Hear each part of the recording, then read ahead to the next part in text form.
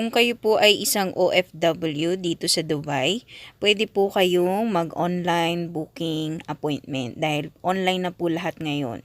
So, tinype ko lang po yung Polo Dubai and yun nga, lalabas yung Philippine Consulate General page, Dubai. At kapag nandun na kayo sa page na yun, i-click nyo naman tong Dubai PCG Passport Portal. And then, iyan po ang ipapakita niya sa inyong result, e-passport portal, appointment. And makikita nyo dyan yung welcome page. And kailangan nyo pong mag-register dito sa page na ito. Ayan. Basahin lang po yung mga nakasulat. Ayan, kailangan nyo pong mag-register or mag-sign up. And kailangan nyo mag-provide ng email address na gagamitin. Pagkatapos na ilagay, ayan, lalabas po yung mga details niyan. Kailangan nyo ma-accomplish yan. Kailangan mailagay yung mga mahalagang details. And then, next. So, pag click nyo na yung next, basahin nyo po ulit yung mga nakasulat na data, kung anong instructions niya po. And, makikita nyo yan, dyan. Pagkatapos ay i-click ang next. Ayan. At lalabas po dyan yung passport application or renewal. Ayan. Meron niyang mga paalala po dyan na nakalagay. Pagkatapos po, i-click ulit yung next.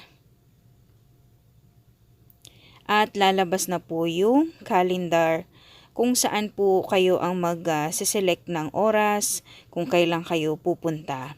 Meron kayong mga makikitang naka-blue, meaning iyan po yung pwede kayong pumunta. Or pwede kayong iset mismo yung araw kung kailan kayo magpapa-appointment. So, ayan na po. Iisipin nyo po kung kailan kayo available time, kung kailang araw at yung oras. Dyan po, ang ginawa ko po, sinelect ko yung 8. And then, ito, nag-isip ako ng oras kung anong dapat.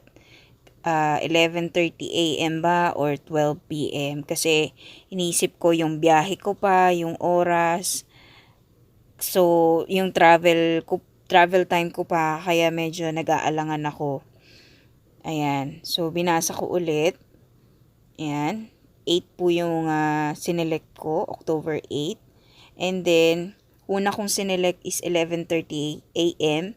Pero, naisip ko 12 na lang para mas meron pa akong extra time para mag-prepare. And yung sa biyahe ko nga, kung magbabas ba ako, magme-metro or taxi. So, pagkatapos nyan, i-click nyo lang yung next.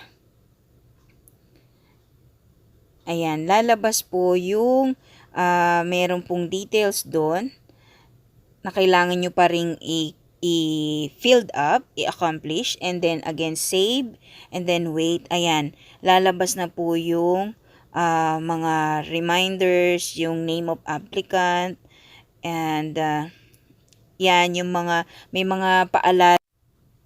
Once successful na po ang inyong booking appointment online, makaka-receive po kayo ng email, message, regarding po dito sa pag-book ninyo, and makikita nyo po yung QR code. So, mahalaga po yung QR code kasi hinihingi po yan pag napunta na kayo sa consulate. Ayan, ito po pinapakita ko dito yung list ng renewal ng passport. Ayan, and ito po yung kanilang form. Meron po 2 types ng form, adult and minor. Ayan. I-explain ko po sa inyo kung ano po yung iba pang mga requirements nila ngayon. So, kailangan lang i-download itong form na yan. Again, adult po. Hello mga Mamshies! Welcome back to my channel. And nag-filled up ako, nag-accomplish ako nitong form. Ito yung bagong form na ngayon. Renewal, regular passport application form para to, ewan ko kung iba sa atin, no, pero ito kasi yung isa sa mga requirements kasi dito, para, actually ito nga oh, ang sabi dito, ang requirements daw, pag, yun nga, re-renew ka na dun sa appointment mo, pupunta ka, dapat dala mo yung print out of confirmed online appointment. Yung confirmed online appointment, may QR code siya, mga mamshi. So, hindi ko sa inyo may papakita kasi syempre, ano siya, may mga details kasi na pero nandito siya, na-print ko na siya galing sa email na na-send. And yun nga, ang sabi pa dito, personal appearance of applicant. So, ako yun.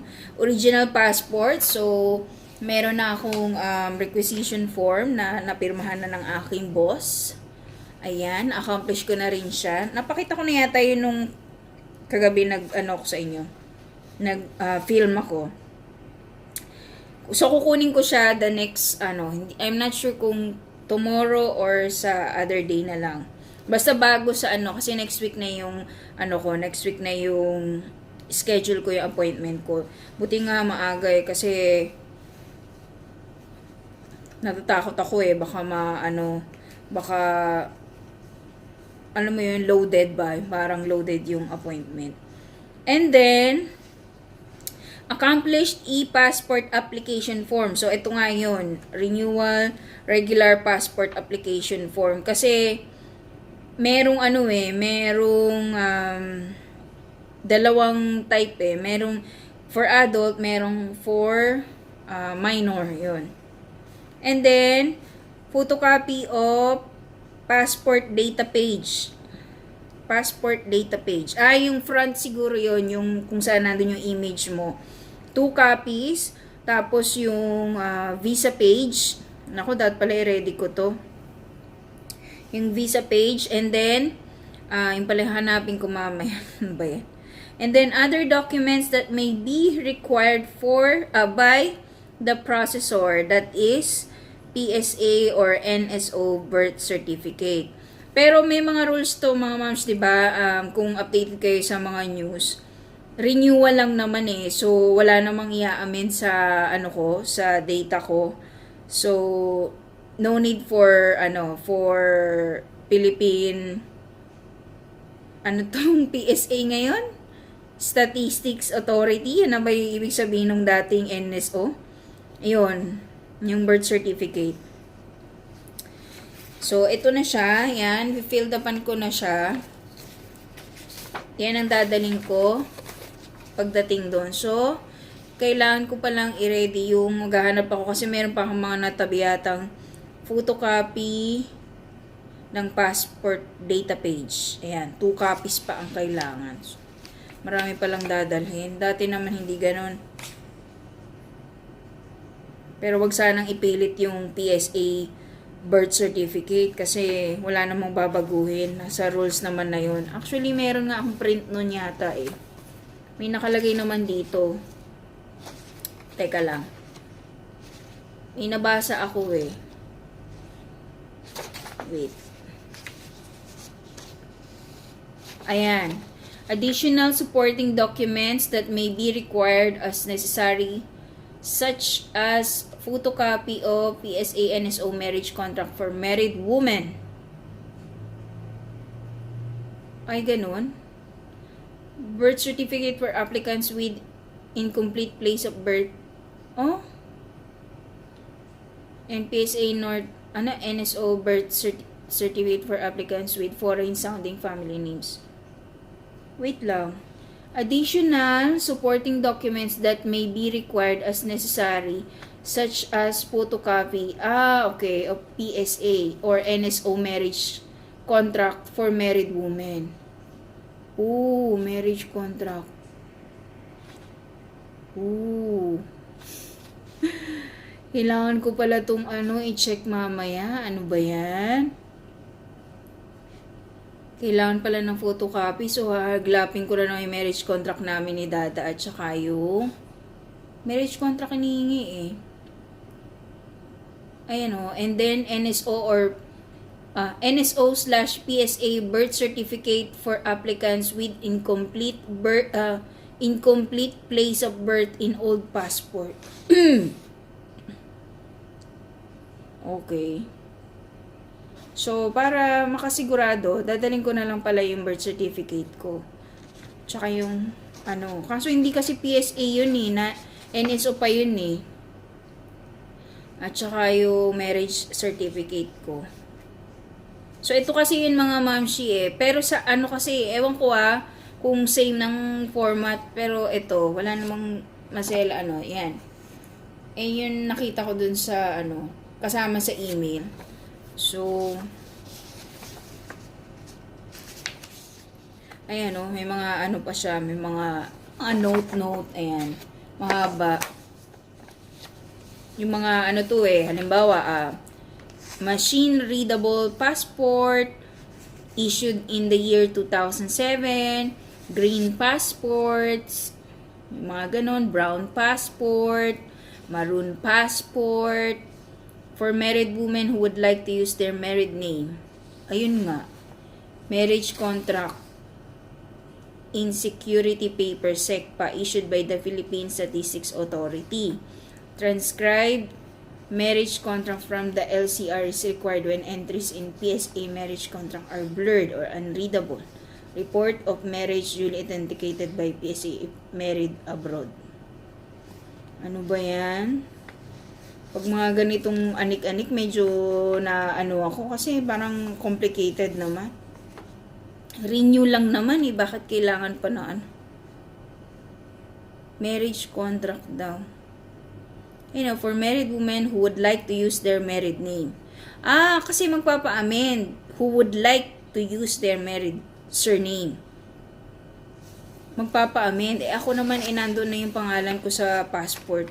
Kasi yung iba guys, yung ibang mga passport holder, kahit married na sila, hindi nila pinapa-change pa yung details nila sa passport. Kaya ganun.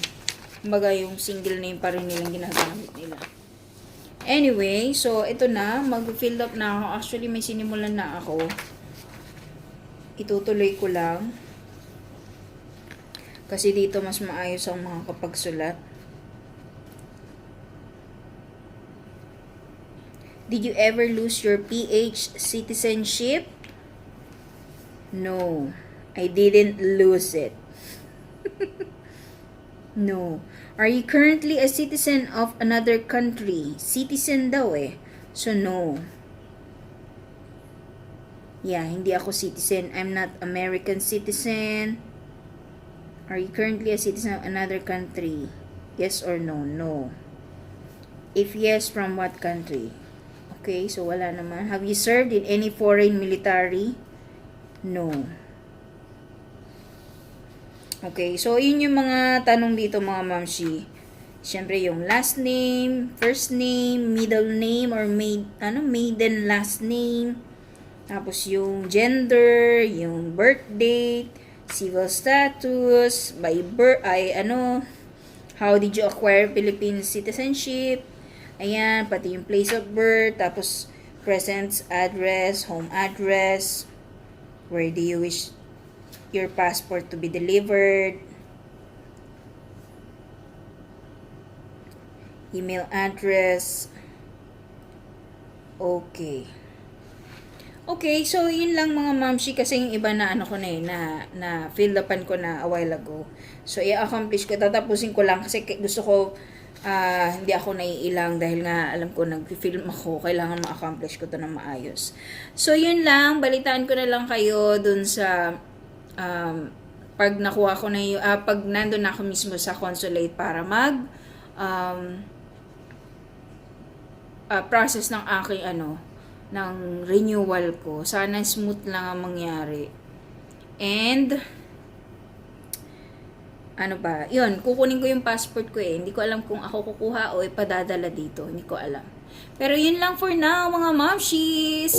Kung bago na kayo sa aking channel, subscribe na kayo. Paki-hit the red button and the notification bell para maging notified kayo sa mga ganap ni Mamshies. So, good night guys. God bless us all. See you in my next vlog. Bye!